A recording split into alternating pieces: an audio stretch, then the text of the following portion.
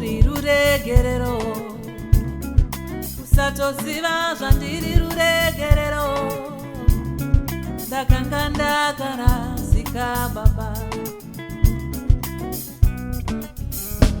Ishandurei kuti ndive zvamuri, ndigadzirirei nzira yangu kwamuri, ndibatsirei ndiregere kurasika baba.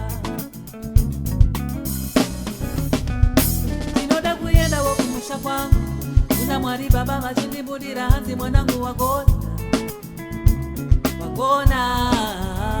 Ndinoda kuendawo kumusha kwangu, kuna Mwari baba vachindibudira hanzi, mwanangu wagona. Zvandaine kare zvawo aimandigonesawo, utauro wenyu unoyemurika baba.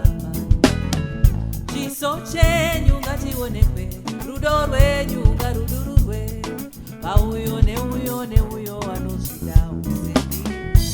Taona wekuchembera ini, taona kwekutsurura namota, taona wekuyemera ndiye Jesu.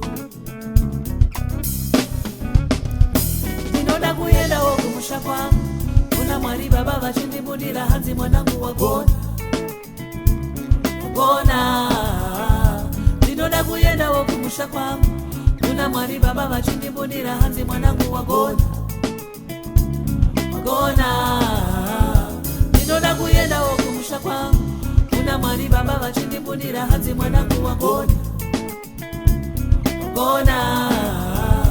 Ndinoda kuendawo kumusha kwangu, kuna Mwari baba vachindibudira hanzi, mwanangu wagona.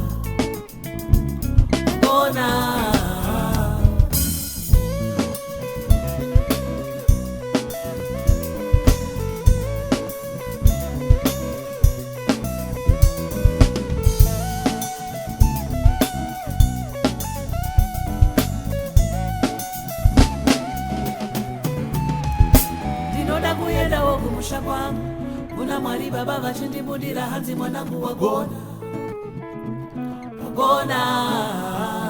Ndinoda kuendawo kumusha kwangu, kuna Mwari baba vachindibudira hanzi, mwanangu wagona.